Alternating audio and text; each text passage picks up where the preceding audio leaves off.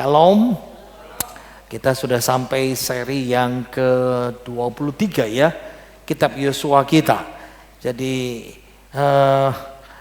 ini adalah seri Kitab Yosua. Oke. Kok nggak jalan? Oke. Kata kunci Kitab Yosua adalah kepemilikan dari tanah Kanaan. Ya. Ayo kita baca ayat kuncinya. Yosua pasal 1 ayatnya yang ke-8.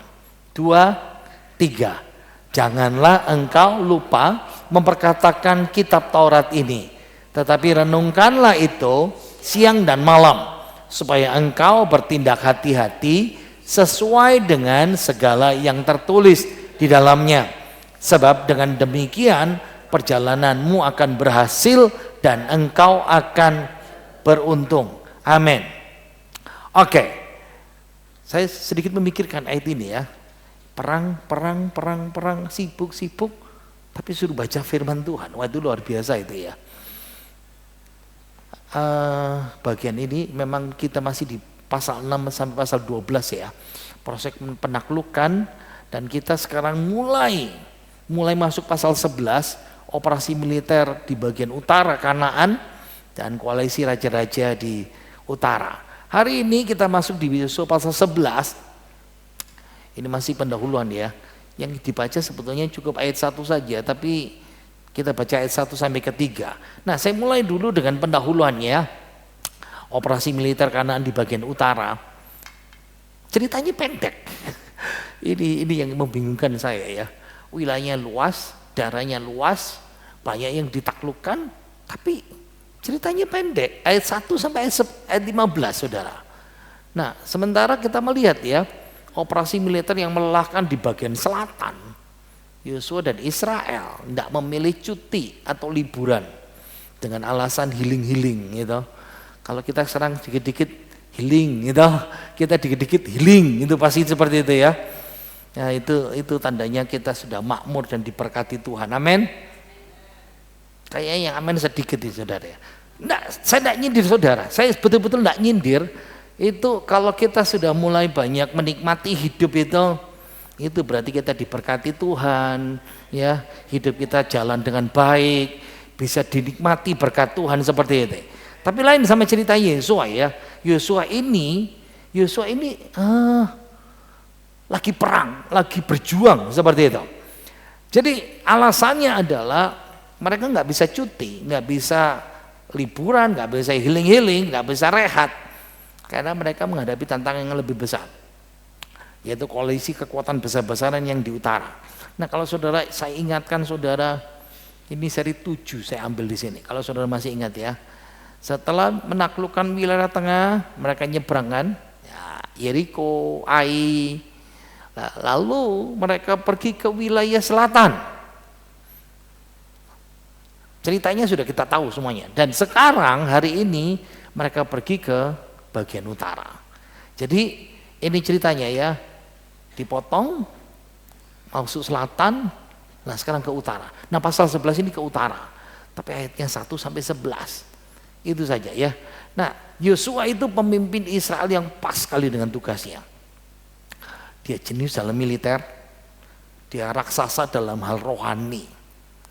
Makanya ayat kuncinya jelas ya, renungkanlah firman itu siang dan malam. Agak susah menemukan kombinasi, misalnya begini, oh itu orang itu intelektual hebat, pintar, tapi rohaninya kedodoran, ya ada yang orang yang, kayaknya saleh kusuk gitu, tapi kok kayaknya biasa-biasa ya, kurang pintar ya, mungkin begitu ya, kita pikir-pikir seperti itu, tapi dia komplit. Nah secara militer terbukti taktiknya sangat terampil ya, semua pertempurannya itu ofensif. Menyerang. Waktu Yosua mengetahui bahwa serangan akan datang, dia lebih dulu.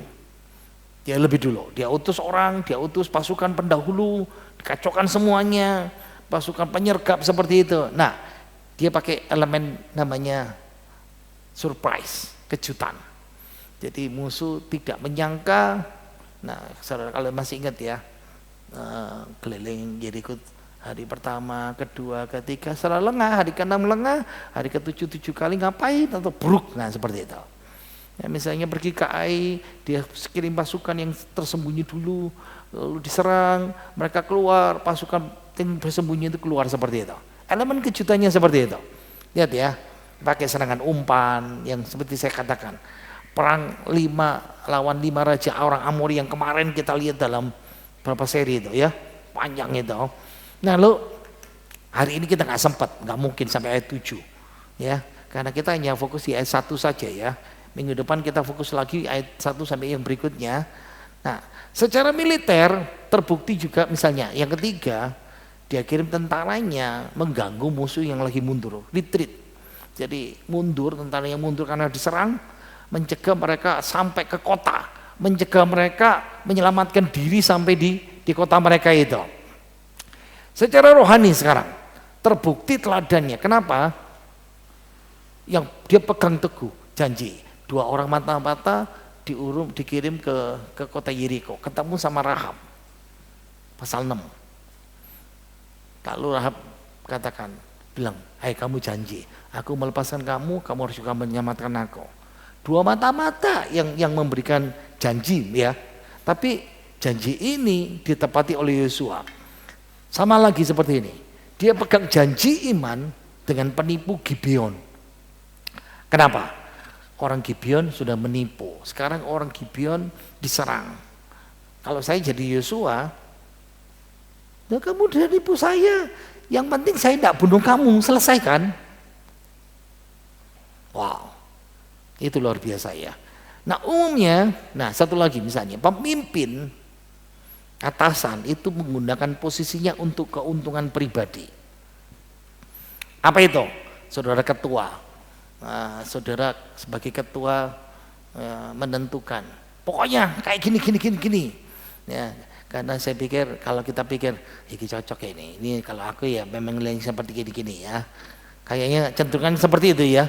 Nah tapi Yosua komplit sekali, integritasnya, kapabilitasnya, kerohaniannya. Nah sekarang penaklukan itu di pasal 11 ini masih pendahuluan ya, masuk fase terakhir. Kanaan tengah sudah, Kanaan selatan sudah, sekarang yang terakhir Kanaan utara seperti itu. Ayo kita baca ayat 1 sampai ayat yang ketiga. 2, 3. Setelah hal itu terdengar kepada Yabin, Raja Hazor, diutusnyalah orang kepada Yobab, Raja Madon, dan kepada Raja negeri Simron, dan kepada Raja negeri Aksaf, serta kepada raja-raja di sebelah utara, di pegunungan, di Araba Yordan, di sebelah timur, selatan Kinerot, di daerah bukit, dan di daerah Bukit Dor di sebelah barat.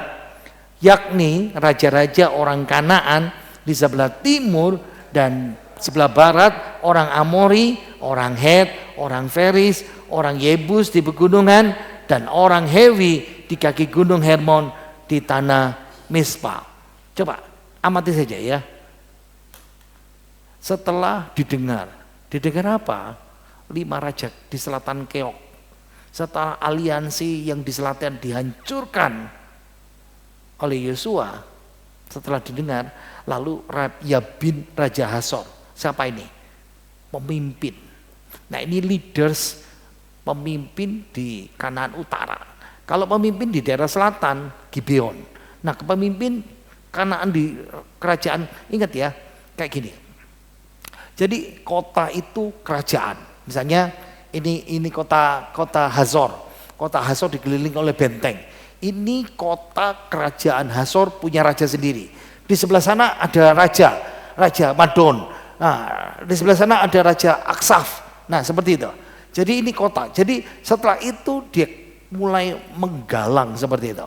Nah, itu sebabnya operasi militer di Kanaan Utara mulai dengan konfederasi. Siapa? Raja-raja Kanaan Utara. Kewaspadaan Raja Kanaan Utara mulai bangkit. Kemenangan telak Yosua di bagian selatan. Gak mungkin 1 lawan 5 kok bisa menang. Belum lagi yang lain ya, beberapa kota-kota kecil yang lain. Makanya mereka yang di utara pikir sudah ini perang pasti jadi giliran mereka itu. Nah, Yabin Raja Hazor diorganisir upaya putus asa. menghentikan penaklukan tanah Kanaan ya oleh orang Israel.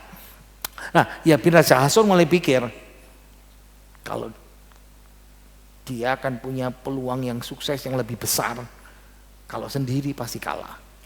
Harus semua yang di utara ini jadi satu.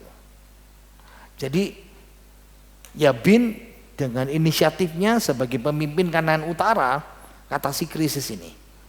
Ngirim utusan yang dicepat ya, disebar ya, utara, selatan, timur, barat, yang di semua di sekelilingnya itu bawa pesan mendadak, angkat senjata. Ya, kalau kita sedikit membayangkan, kalau kita muda ya sekarang ya, angkat HP, WA, tolongin dong, nah, atau main telepon kalau agak sopan sedikit. Zaman dulu orang harus kirim utusan cepat, yang lari seperti itu. Nah, beberapa penafsir mengatakan seperti ini. Jadi karena Hazor sebagai pemimpin Kanaan Utara, nah tipikalnya mungkin sama seperti ketika Saul jadi pemimpin Israel, Raja Israel pertama kali, dia panggil seluruh Israel bersatu, bergabung mengikuti ke Yabes Gilead. Nah, dia kalau Saul dia sembelih potongan-potongan lembu, sepasang lembu, lalu kirimkan semua lewat kurir. Orang terima, ada apa ini? Kalau kamu tidak mau bergabung, nah ini lembunya siapapun akan dihabiskan seperti ini. Karena orang berpikir bahwa lembu itu kekayaan yang paling besar, harta yang bukan harta yang paling berharga, keluarga itu nyanyian seperti itu ya. Itu harta yang bisa dijual dengan cepat itu, lembu itu seperti itu. Nah, kalau saya hari ini kita Bible Class fokus arkeologi. Jadi ada sih enggak kota Hasor itu sebagai pemimpin kerajaan utara. Nah, namanya variasinya disebut kalau orang Ibrani, orang Israel menyebutnya Tel. Tel itu berarti tempat tinggi ya. Kalau dengar kata Tel itu berarti tempat tinggi. Tel atau bukit yaitu Tel Hazor.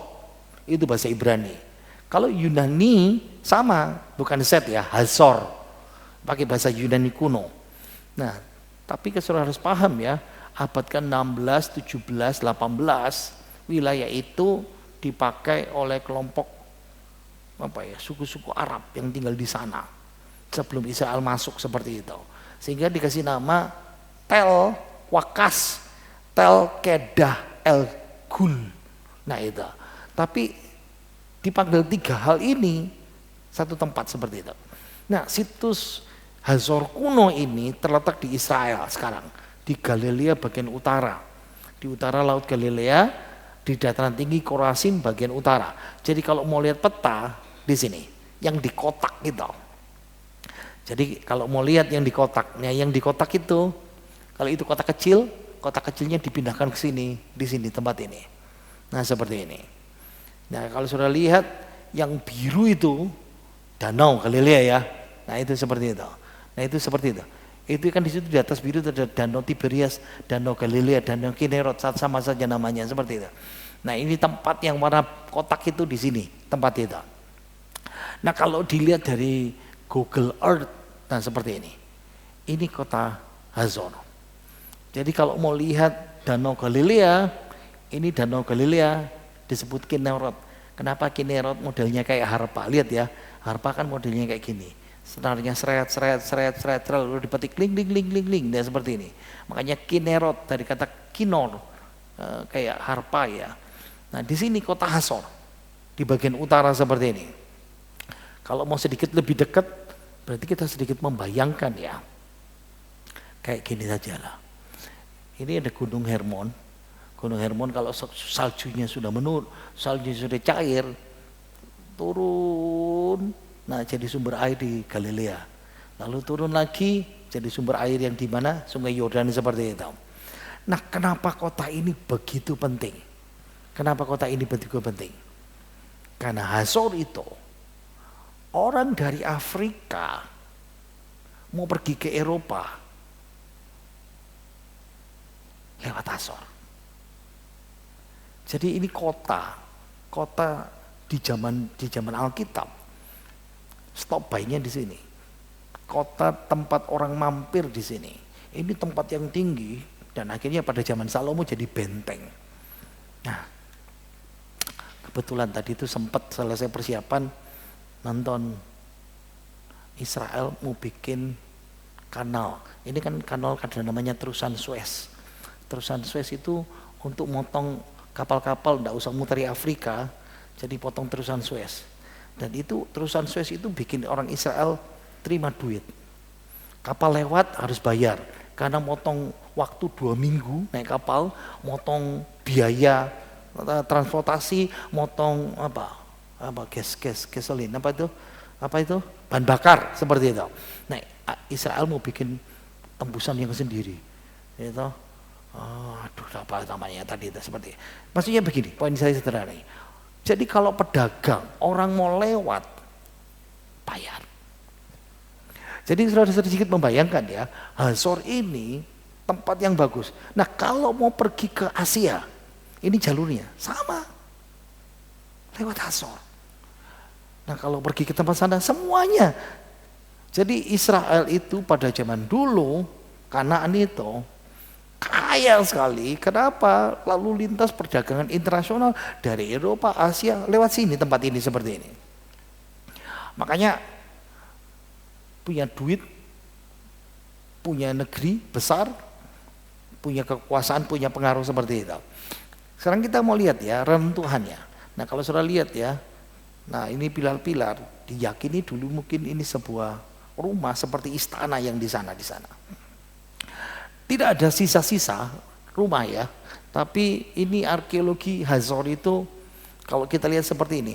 Jadi kalau saudara pergi Israel, ya. Ayo kita pergi ke tempat yang namanya kolam Siloam. Nah, saudara lihat apa ya? Yang saudara lihat ya kayak gini-gini, watu-watu gini. Orang bilang mana kolamnya? Ya ini, katanya begitu saudara ya. Jadi jangan kecewa, ada beberapa tempat yang seperti ini kalau saudara pergi ke sana seperti itu. Nah, jadi ini bisa menolong orang bisa memperhatikan. Orang kalau arkeologi itu bisa lihat ya, oh ini berarti pos penjagaan, oh ini rumah, oh ini berarti istana, oh ini rumah-rumah orang seperti itu. Nah ini struktur akses di pintu masuk dengan ke sistem air bawah tanah. Ingat ya, selalu airnya di bawah tanah. Supaya apa? Kalau kota ini dikepung bertahun-tahun, berbulan-bulan ada air selalu, ya, karena mereka tidak bisa keluar masuk seperti itu. Nah, gerbang bentengnya bisa diselamatkan. Jadi kalau saudara pergi ke museum di Israel, dari situ ada pintu gerbang besar. Lalu dikatakan ini benteng kerajaan Hazor, ini pintu gerbangnya di sini. Jadi dipindahkan ya di sana seperti itu. Oke, sekarang kita melihat arkeologi Hazor, tapi kita fokus 3 penemuan saja. Kenapa fokus 3 penemuan? Karena 3 penemuan ini menentukan Alkitab itu tepat sekali. Oke, Hazor itu situs terbesar terpenting di Kanaan. Waktu orang Israel masuk tanah Kanaan, paling gampang ya, ingat ya, kota orang Yebus, Yerusalem, itu 1/10-nya Hazor. Ingat ya, ini kan jalur perdagangan internasional seperti itu. Hazor itu kepala, pemimpin semua kerajaan di Kanaan Utara. Dan itu bukan saja Yosua pasal 11 yang kita baca, tapi dari teks Mari, nah nanti saya tunjukkan, lalu surat-surat Armana di abad ke-14 selain Alkitab. Ini bukti luar. Ada 2 bukti luar yang mengatakan bahwa Hazor itu dari teks Mari seperti itu. Nah, beda sama Benteng Ai. Benteng Ai itu diperdebatkan antara tempat ini atau tempat ini. Tapi Hazor tidak diperdebatkan, sudah pasti di situ. Situsnya cukup besar, kalau dilihat 2 km persegi itu yang dilihat arkeologinya, bukan kotanya ya, ingat, telnya, puncaknya di situ. Nah penyelidikan awal diselidiki oleh arkeolog namanya John Karstang tahun 1926, lalu Yigal Yadin. Nah ini nanti saya keluarkan gambarnya, lalu diteruskan Amnon Bentor. Kalau sudah dengar nama Ben itu anak ya. Ya, anaknya Amnon, anaknya Thor, itu bahasa Ibrani seperti itu.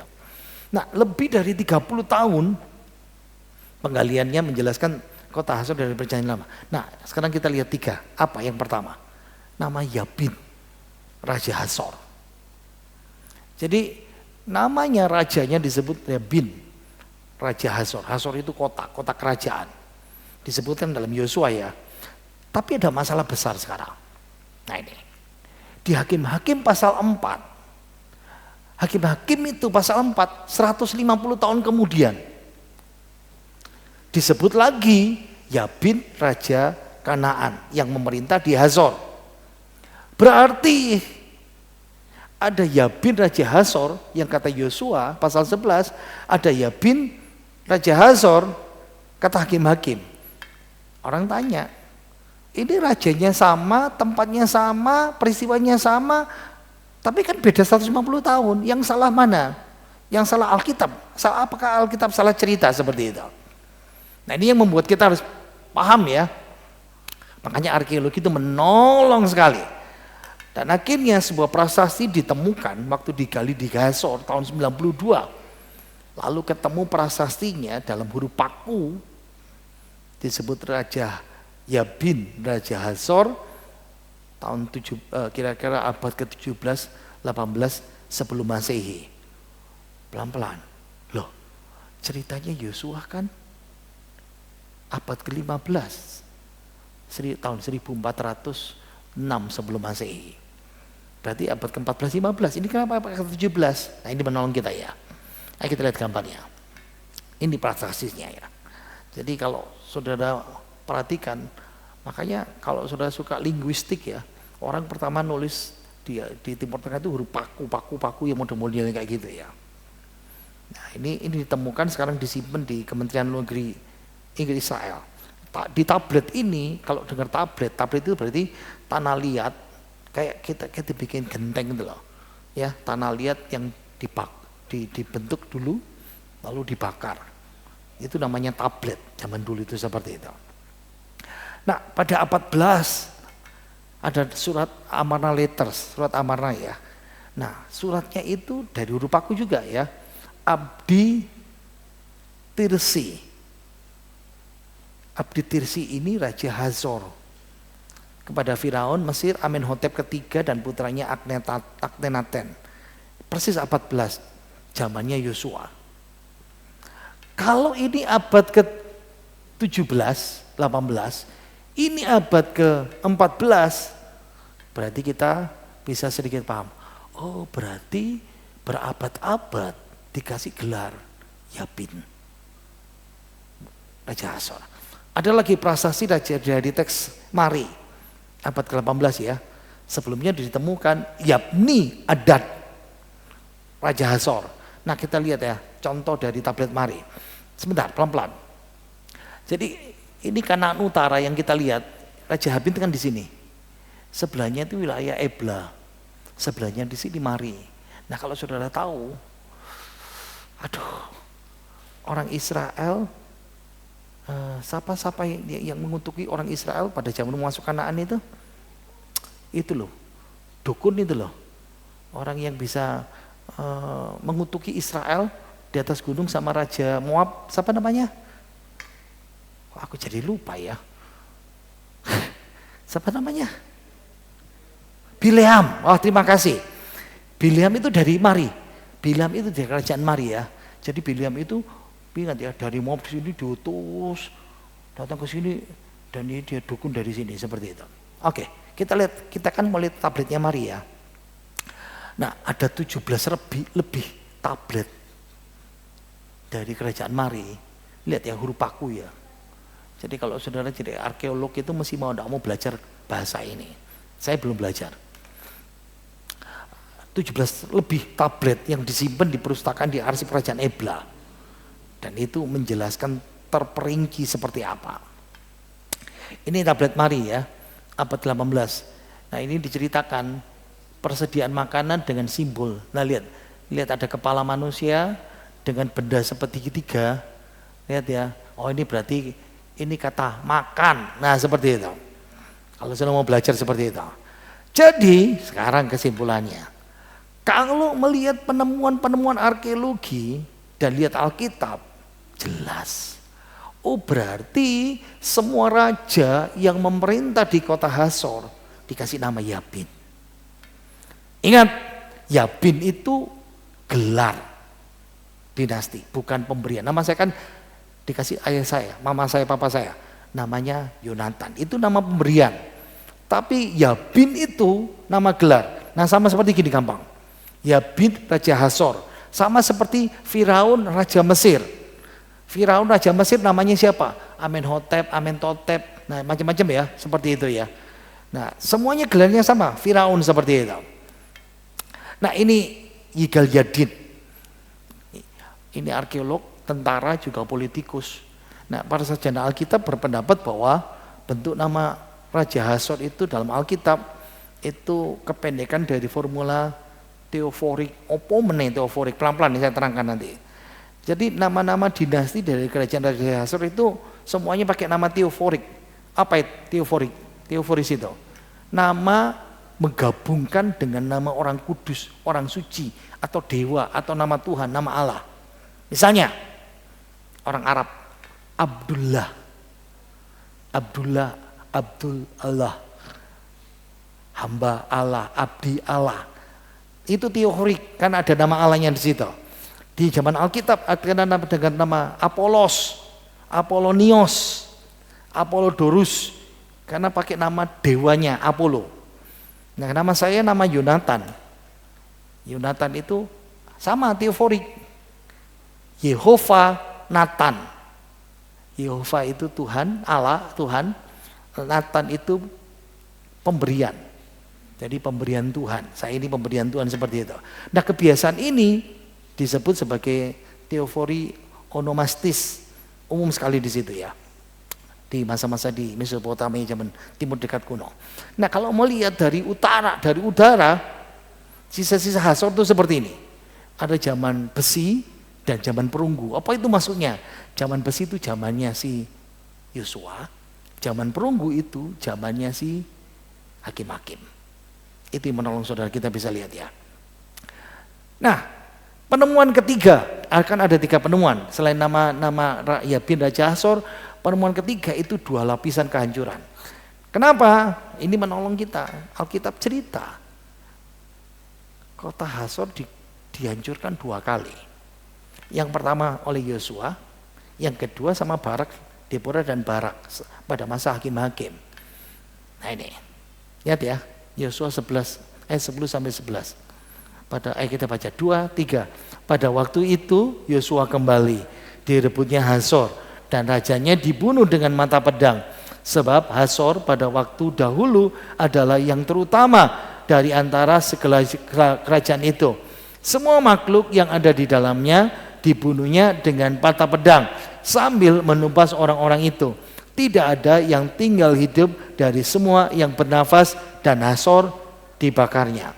Hakim-hakim zamannya si Deborah sama Barak. 2, 3. Demikianlah Allah pada hari itu menundukkan Yabin Raja Kanaan di depan orang Israel, dan kekuasaan orang Israel kian keras menekan Yabin Raja Kanaan sampai mereka melenyapkan Yabin Raja Kanaan itu. Nah, arkeolog Brian Wood dia mengatakan kehancuran Yabin itu berarti ibu kotanya Hasor. Habis juga ya. Nah, dari sini kita bisa lihat harus ada bukti catatan arkeologi ya. Ada 2 penghancuran, zaman Yosua dan zamannya Deborah dan Barak. Dan ini yang tepat ditemukan dalam penggalian. Karena Yigal Yadin dan Bentor dia menemukan kebakaran pada abad 13 dan abad ke-17-18 seperti itu. Pak, tahu dari mana kita? Gini, paling gampang. Siapa yang pernah lihat kebakaran hutan? Nah, di Amerika kadang-kadang pohon itu kalau dibelah, ini misalnya pohon itu umurnya 1200, pohon yang besar-besar itu. Ketika dipotong, kelihatan puter-puterannya tahunnya seperti itu. Arkeolog bilang, wah ini kira-kira 300 tahun lalu, pohon ini kena kebakaran, tapi selamat. Nah sekarang kebakaran lagi, 300 tahun kemudian. Arkeolog itu menemukan hal yang sama seperti itu. Oke, kita teruskan.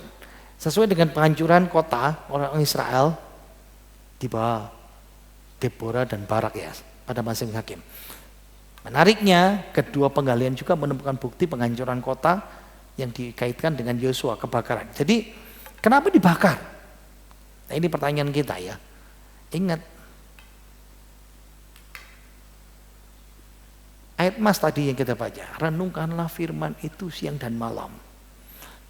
Yosua melihat kota ini perlu dibakar karena ada kuil-kuil berhala. Kalau ada kuil-kuil berhala, Ulangan pasal 7 katakan mesti dibakar, dimusnahkan sampai habis semuanya itu. Nah, setelah menganalisa laporannya Yadin dan Pentor, arkeolog Douglas Petrovic, nah dia berkata begini, ingat perbandingan Pentor dengan kancuran api dari zaman Yosua dan zamannya itu. Berarti kita lihat ya. Oh, belum lihat ya. Oh, bentar. Nah, bukti kebakaran ini dilihat dari area M ya.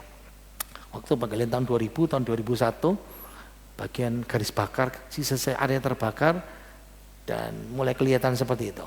Waktu digali, oh ini bukti-bukti kebakaran seperti ini. Oke, bukti arkeologis dari kedua lapis kebakaran ini cocok ya. Ternyata zamannya Yosua dibakar, zamannya Barak Deborah juga dibakar. Dan ini menolong. Kenapa saudara? Karena ada sarjana Alkitab yang terakhir-terakhir, baru abad terakhir-terakhir. Ngawur ceritanya ya. Nggak percaya Daniel, nggak percaya Yosua dan semuanya, nggak percaya Kejadian. Makanya akhirnya itu yang membuat dunia kekristenan itu kacau itu, teologi ya. Karena mereka menggembar-gemborkan seperti itu. Dan ini meneguhkan kita, wow, ternyata Alkitab ceritanya akurat. Karena bukti arkeologis menolong Raja Yabin Raja Hasor, 2 kali kebakaran diperhatikan ceritanya ternyata pas. Penemuan ketiga, apa penemuan ketiga? Gerbang kota. Nah, di satu sisi, di satu raja-raja saya keluarkan. Salomo waktu memerintah, dia ingat ya, raja terkaya di dunia. Dia mengkurukan kota. Nah lihat 1 Raja pasal 9, 15 kita baca. 2, 3. Beginilah hal orang-orang Rodi yang telah dikerahkan oleh Raja Salomo. Mereka dikerahkan untuk mendirikan rumah Tuhan dan istana raja dan Milo dan tembok Yerusalem dan juga memperkuat Hasor, Megido dan Geser. Berarti Salomo harus bangun gerbang kota untuk perdagangan. Dan gerbang kota 6 bilik ya, 6 ruangan ini ciri khasnya Salomo. Jadi 3 kota, Hasor, Megido, Geser, persis pintu gerbangnya seperti ini. 6 ruangan seperti itu ya. Oke, coba lihat itu. Jadi area yang kuning, yang tadi itu ya, yang kita lihat ya, ini kota atas, ini kota atas, yang bukit ini. Yang bawah itu downtownnya ya, ini wilayah penduduknya di sini. Jadi ini yang kontrol wilayah tinggi yang di bukit itu, seperti itu. Nah, sekarang kita lihat ya, ini daerah bukit, lihat daerah bukit. Di sini sumber air yang kita lihat tadi itu, ini bentengnya Israel, ya. Nah, ini adalah, ini yang diselidikin. Ternyata ini kuil-kuil berhala mereka seperti itu. Tempat pemerasan anggur sudah ada di sini, penyimpanan di situ. Nah, ini Chambers Gate, ini tempat lalu lalang di situ. Ini reruntuhan Israel seperti itu. Yang di sini kota bagian bawah seperti itu. Ayo kita lihat klipnya. Suaranya, jangan lupa suara. Oke.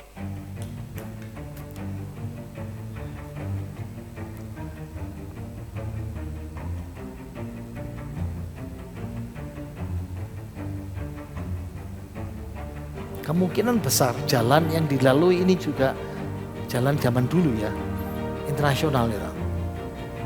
Orang lewat mesti naik, mesti bayar di situ, bayar cukai.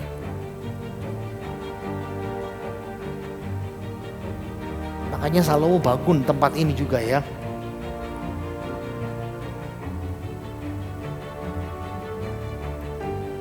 Nah lihat itu, pintu gerbang yang sudah lihat ya.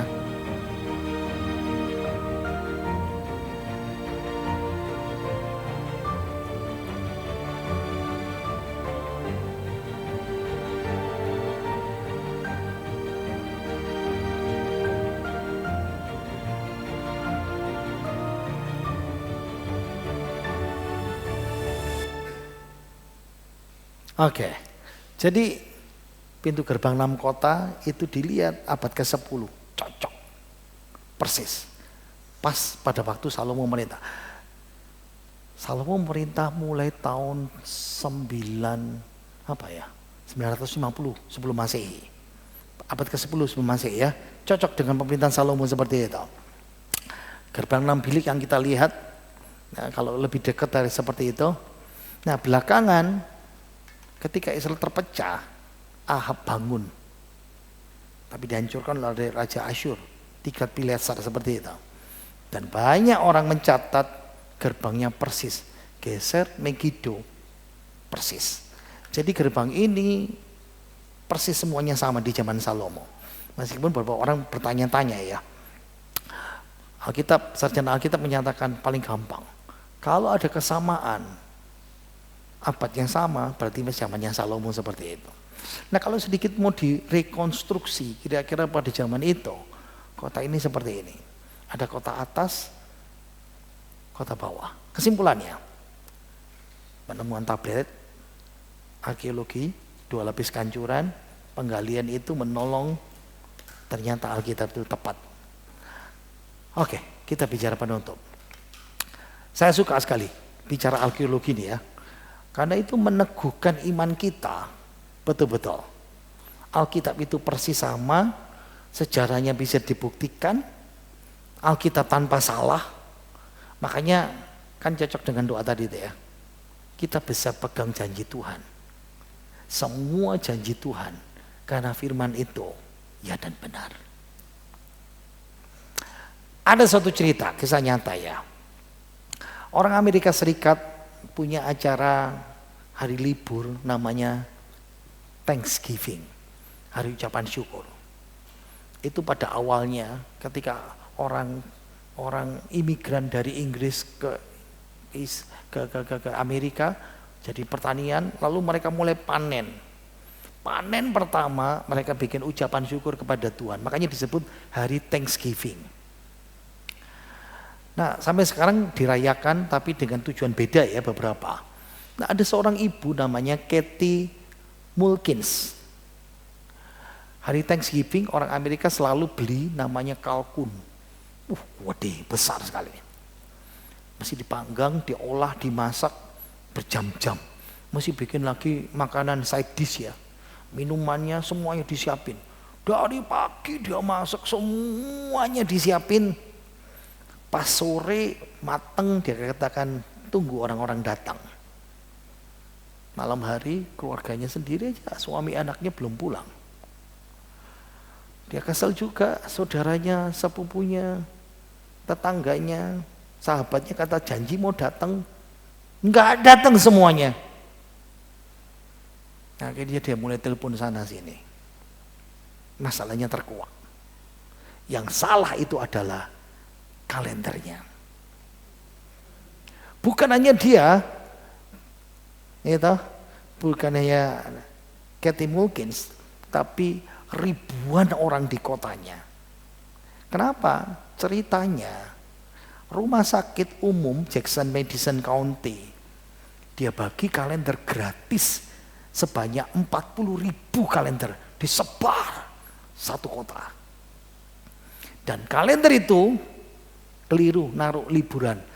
Libur Thanksgiving seharusnya tanggal 26 atau 8, tapi dibikin tanggal 21 tanggal merahnya. Dan Ibu Kathy Mulkins ini dia masak tanggal 21. Sudah siap sore-sore, semua orang ditunggu menikmati makanannya, tidak ada orang datang. Kenapa? Kalendernya salah.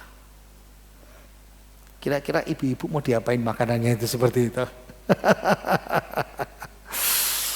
Ingat ya, kita nggak akan pernah kecewa sama Tuhan seperti ini. Betul ya? Semua janji Tuhan, apa yang Tuhan katakan kepada kita, semua di dalam Alkitab. Persis. Kita tidak ada salah, semua kebenarannya, janjinya bisa kita pegang dalam hidup ini.